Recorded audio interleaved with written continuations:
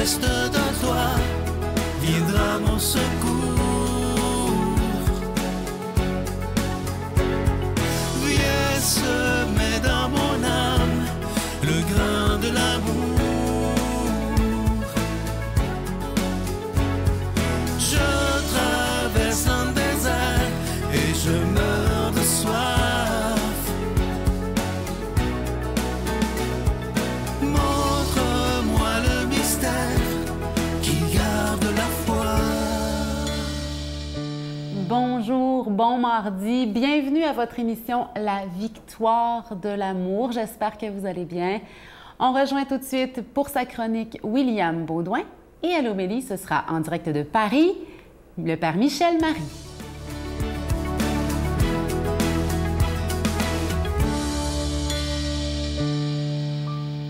Bonjour à vous, chers amis, j'espère que vous allez bien cette belle journée. Moi, je vais très, très bien. Alors, aujourd'hui, la beauté du jour est une gracieuseté de Christiane Singer, auteur que j'aime beaucoup. Et le sujet, c'est l'impuissance, un sujet qui revient très souvent dans le cadre de mon travail. Alors, la beauté du jour va comme suit. Je me sens comme en plein océan dans une barque qui prend l'eau. Et chacun tente de boucher à sa manière un trou, tout en sachant qu'elle va sombrer. Magnifique. Christiane Singer a écrit cette phrase-là un peu de temps avant de mourir d'un cancer. Puis elle décrivait son expérience. Puis moi, quand j'ai lu ça, bien, je me suis dit, bien, elle parle de l'impuissance des proches, hein? L'impuissance des proches aidants. Donc aujourd'hui, la chronique s'adresse principalement aux proches aidants qui viennent en aide à quelqu'un qui est en souffrance, qui a des besoins quelconques, X, que ce soit de la maladie ou d'autres problématiques de tout genre. Je pense à un proche en particulier que j'ai accompagné pendant plusieurs mois, appelons-le Jean-Paul, qui disait, lui, par rapport à l'impuissance, que c'est ça qu'il y a de pire. Le pire, c'était pas nécessairement, c'est ça qu'il me disait, le décès éventuel de sa femme, c'était cette espèce d'état d'impuissance, le fait de ne pas pouvoir rien faire par rapport à l'avancement, la progression de la maladie. C'était intéressant parce qu'il disait que c'était pas la mort en soi, la mort, il disait plus ou moins l'accepter, mais c'était cette espèce de sensation-là complètement désagréable qu'il n'aimait pas.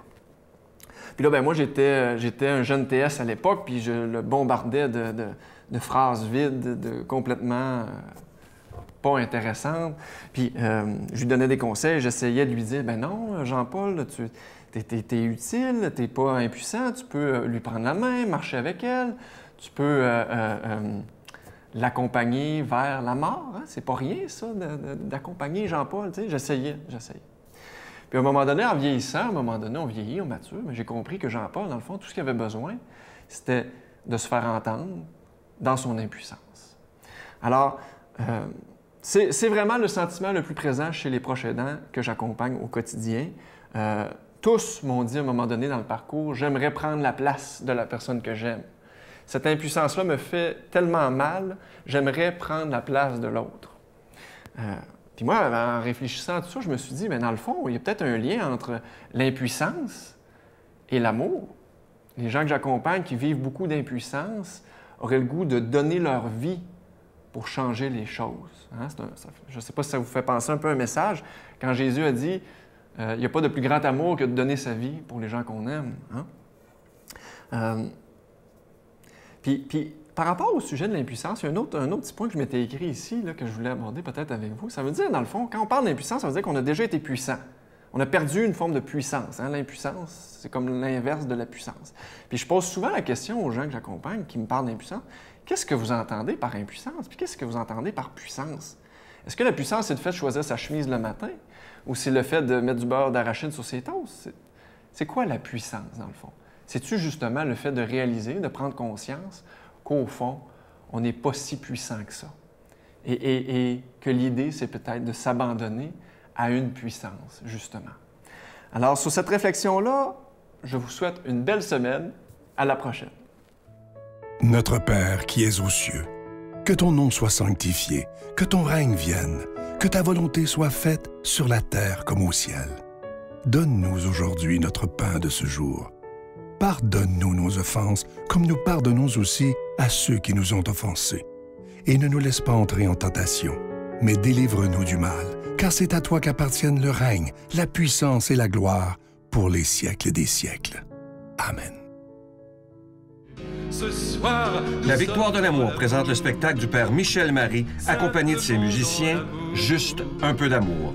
2 représentations seulement. Montréal, le dimanche 16 octobre à 14h au Théâtre Maisonneuve de la Place des Arts. Réservation 1-866-842-2112. Et Québec, le dimanche 23 octobre à 14h au Capitole. Réservation 418-694-4444 ou théâtreducapitole.com. Transport en autobus disponible dans plusieurs régions du Québec. Groupe Voyage Québec au 1-866-441-4390. Il n'en faut pas plus pour soulever la vie. Un seul mot d'amour, écrit par amour. Je suis tellement content de vous parler de ce magnifique cadeau du mois de juillet. C'est une belle lecture pour la période estivale. Il s'agit du tout nouveau livre de notre amie Geneviève Côté qui s'intitule « Libérée de l'enfer ». Et lorsqu'on voit le magnifique sourire de Geneviève, autant sur son livre qu'à la télévision le matin, on a l'impression, c'est une impression, que sa vie a été facile, que tout a bien été. Mais je dois vous dire que lorsqu'elle était jeune, surtout à l'adolescence, début de l'âge adulte, ça a été des années d'enfer, la vie de nuit, tout ce que vous pouvez vous imaginer. Elle l'a vécu, mais grâce à Dieu, elle s'en est sortie. Et c'est pour ça que je vous dis qu'il ne faut jamais désespérer de quelqu'un par regarder maintenant le magnifique travail que Geneviève fait. Alors, c'est avec un don de 25 $ et si vous en voulez 2, parce que ça se donne bien en cadeau, avec un don de 40 $. Et moi, je vous le dis, ce livre-là peut sauver des vies. Je vous donne l'adresse. La Victoire de l'amour, case postale 120, succursale Boucherville à Boucherville, le J4B 5E6, je vous la redonne. La Victoire de l'amour, case postale 120, succursale Boucherville à Boucherville, le J4B 5E6. Également par téléphone, par carte de crédit du lundi au jeudi pour la période estivale, de 8h à 17h dans le 514-523-4433, 523-4433 ou sans frais le 1-888-811-9291. 1-888-811-9291 et aussi sur notre site Internet qui est un moyen très rapide, sécuritaire et efficace de faire votre don, le www.lavictoiredelamour.org. Et lorsque vous aurez lu ce livre, prenez le temps de le prêter ou de le donner à quelqu'un de jeune. Je vous le dis, je vous le disais tantôt, ça peut sauver des vies, ce livre-là.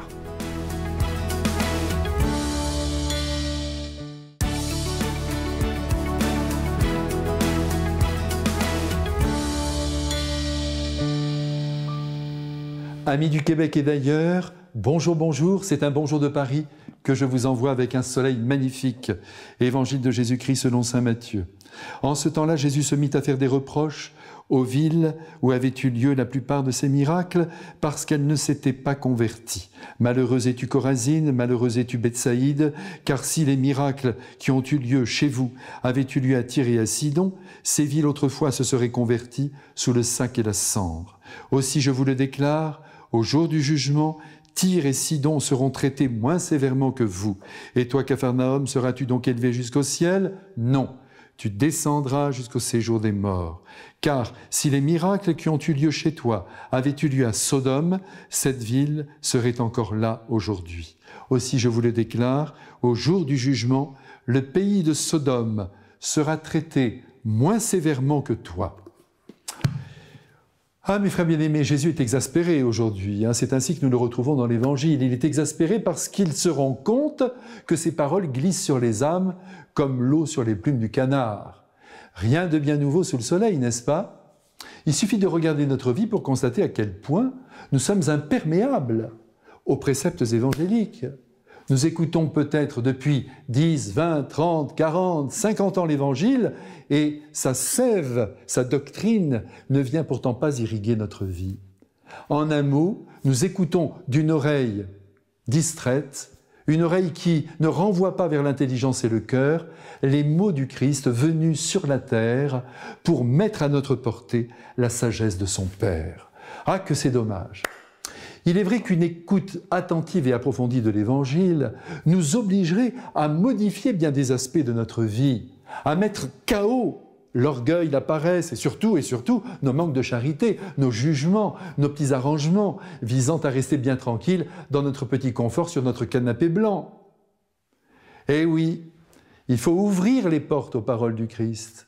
Et les ouvrir ainsi revient à ne plus vivre pour soi. Ici, je choisis d'ailleurs un exemple tout simple, un exemple de vie, qui pourrait nous éclairer sur l'attitude qui pourrait être la nôtre si nous étions vraiment des amis, des disciples du Christ. Alors, voilà ma petite histoire. Deux êtres viennent de se rencontrer, c'est merveilleux, c'est le bonheur à deux, l'amour, l'attrait, le désir, le plaisir, tout est au rendez-vous, c'est parfait.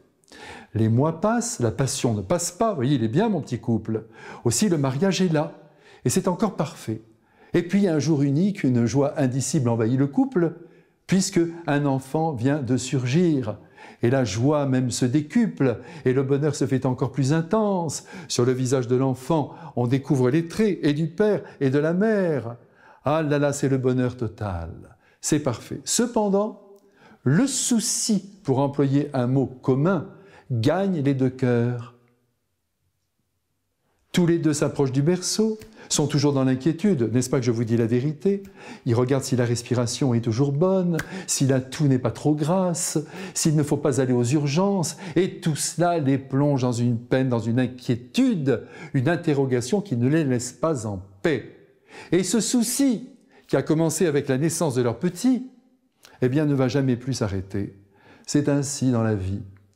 Qu'ils soient enfants, adolescents ou même adultes, eh bien ses parents resteront constamment en alerte face à cette vie qui vient d'eux, à laquelle ils ont donné donc naissance et pour laquelle ils vivent.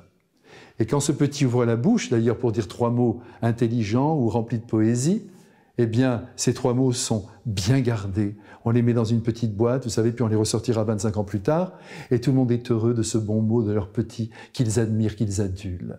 Eh bien, ainsi devrions-nous vivre avec Jésus, avec sa personne et avec ses paroles, à conserver dans la petite boîte de notre cœur. Hélas, nous avons d'autres soucis qui nous retiennent, notamment des soucis de réussite, d'argent à accumuler, de défis à relever, que sais-je, semblables à ce que les villes de Chorazine, de Bethsaïde et de Capharnaüm ont vécu en fermant la porte aux appels du Christ. Ces trois villes ne songeaient qu'à leur développement économique, mais pas à leur âme. Et chez nous, la sauvegarde de l'âme d'un pays comme d'un être humain n'est pas notre souci premier. Il faut bien le reconnaître. Et c'est malheureux et c'est périlleux. C'est dangereux, oui. Car nous le voyons aujourd'hui dans ce passage d'Évangile, Jésus promet le désastre à ces villes, autrement dit, l'infécondité et la perte du vrai bonheur qui ne peuvent émerger que par la mise en pratique de la sagesse de Dieu révélée par le texte évangélique. C'est à l'Évangile qu'il faut se tenir. Alors, vous comme moi, à notre petit niveau, ne nous trompons pas de combat. Gardons le cœur et les yeux rivés sur les paroles du Christ et aussi sur son exemple et suivons-le contre tous ceux qui, à la fin de leur vie, réaliseront qu'ils se sont battus pour du vent. Que Dieu nous bénisse et qu'il nous garde. Amen. Je reste près de vous. Je vous salue Marie, pleine de grâce. Le Seigneur est avec vous. Vous êtes bénie entre toutes les femmes, et Jésus, le fruit de vos entrailles, est béni. Sainte Marie, Mère de Dieu, priez pour nous pécheurs, maintenant et à l'heure de notre mort. Amen.